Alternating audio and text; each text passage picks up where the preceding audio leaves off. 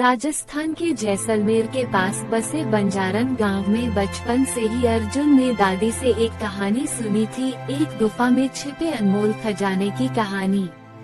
अर्जुन ने हमेशा ये ठान रखा था कि वह एक दिन इस खजाने को खोज निकालेगा। एक दिन जब अर्जुन अपने दादा की पुरानी किताबों को देख रहा था, उसे एक प्राचीन नक्शा मिला। ये वही नक्शा है। अर्जुन की आंखों में चमक आ गई। उसने अपने दोस्तों वीर और रोहन को बुलाया और कहा, दोस्तों, हमें वह खजाना खोजना है जो हमारे पूर्वजों ने कभी नहीं ढूंढा। वीर, जो हमेशा किसी भी चुनौती को स्वीकार करने के लिए तैयार रहता था, ने तुरंत कहा, मुझे इस रोमांच में शामिल होने का बेसब्री से इंतजार था। अर्जुन। रोहन, जो बुद्धिमान और सावधान था, बोला, लेकिन हमें पहले योजना बनानी चाहिए, यह आसान नहीं होगा। वीरों ने तय किया कि वे अगले ही दिन यात्रा पर निकलेंगे।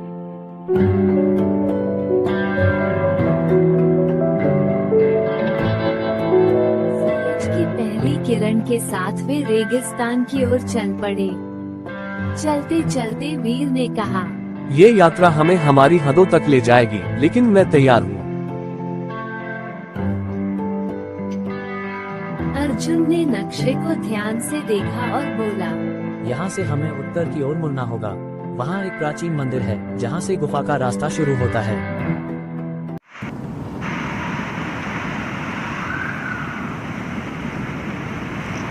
रास्ते में वे रेगिस्तान की तपती धूप और तेज हवाओं से जूझते रहे।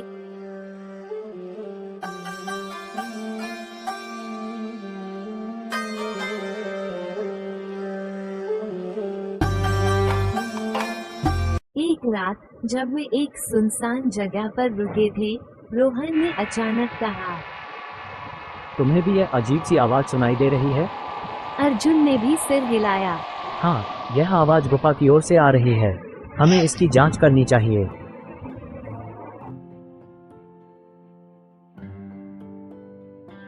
तीनों दोस्त आवाज का पीछा करते हुए गुफा के पास पहुँचे।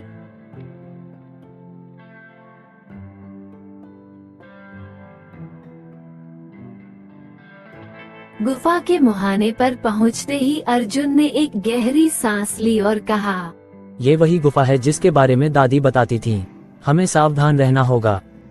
गुफा के अंदर घुसते ही वीर ने कहा, यहाँ तो काफी ठंड है और देखो यहाँ कितनी गहरी खाई है।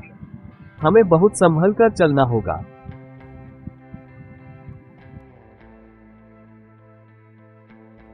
अर्जुन ने नक्शे की ओर इशारा करते हुए कहा, हमें यहाँ से दाईं ओर मुड़ना होगा, लेकिन ध्यान रखना, ये गुफा कई रहस्यों से भरी हुई है। गुफा के अंदर का पहला फंदा था एक झूलता हुआ पुल। वीर ने हंसते हुए कहा, ये पुल तो मजेदार लग रहा है। कौन पहले जाएगा? अर्जुन ने कहा, मैं पहले जाऊंगा, तुम दोनों मेरे पीछे आना। अर्जुन ने धीरे धीरे कदम बढ़ाए और बिना किसी हड़बड़ी के पुल पार कर गया।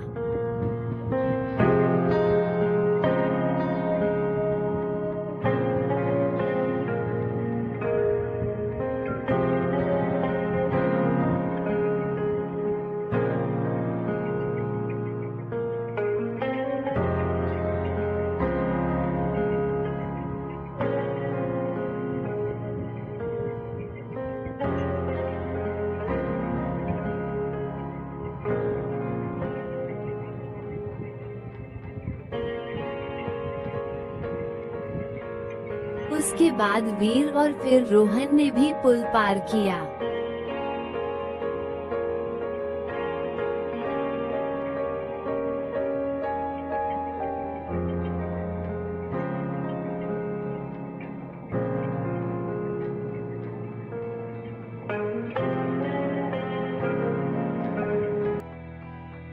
अगली चुनौती थी एक संकरी सुरंग जो सांपों से भरी हुई थी। रोहन ने डरते हुए कहा, ये तो असली खतरा है, हमें बहुत सावधानी से चलना होगा। अर्जुन ने सुरंग में कदम रखते हुए कहा। डरो मत रोहन, हमें अपने मनोबल को ऊंचा रखना होगा। तीनों दोस्तों ने सांपों से बचते हुए सुरंग पार की।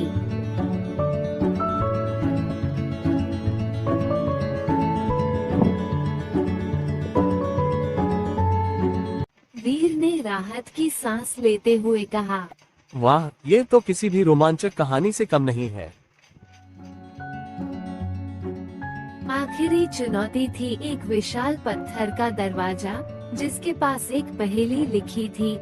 अर्जुन ने पहेली को ध्यान से पढ़ा और कहा, इसका मतलब है कि हमें सही क्रम में पत्थरों को दबाना होगा।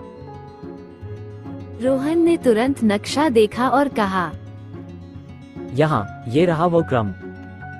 अर्जुन ने पत्थरों को दबाया और दरवाजा खुल गया। अर्जुन, वीर और रोहन ने जैसे ही दरवाजे के पीछे का दृश्य देखा, उनकी आंखें फटी की फटी रह गईं। वहाँ सोने, चांदी, हीरे और मोतियों का अनमोल खजाना था। वीर ने खुशी से चिल्लाते हुए कहा, हमने कर दिखाया दोस्तों, ये खजाना हमारा है। अर्जुन ने गंभीरता से कहा, ये खजाना सिर्फ हमारा नहीं है वीर, इसे गांव के लोगों के बीच बांटना होगा। ये खजाना उनके लिए भी है जिन्होंने हमारे साथ हर मुश्किल में साथ दिया है। रोहन ने सहमति जताते हुए कहा, अर्जुन सही कह रहा है, इस खजाने से हम गांव को फिर से समृद्ध बना सकते हैं।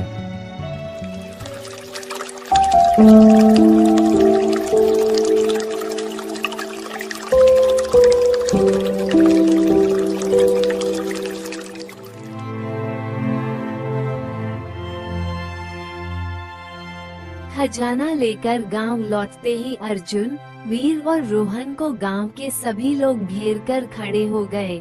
मुखिया ने आश्चर्य से पूछा, ये तुम लोग क्या लेकर आए हो? मुखिया जी, ये वही खजाना है जिसकी कहानियां हम बचपन से सुनते आए हैं। इसे हमने गांव के लिए वापस लाया है। गांव के लोग अर्जुन और उसके दोस्तों की बहादुरी और ईमानदारी से बहुत प्रभावित हुए। खजाने का उपयोग गांव के विकास के लिए किया गया। मुखिया ने गर्व से कहा, आज अर्जुन और उसके दोस्तों ने साबित कर दिया कि असली खजाना साहस, ईमानदारी और एकता में होता है। अर्जुन, वीर और रोहन ने उस दिन न सिर्फ खजाना पाया, बल्कि अपने गांव के लोगों का दिल भी जीत लिया। उनकी बहादुरी और समझदारी की कहानियां अब गांव के हर कोने में गूंजती हैं।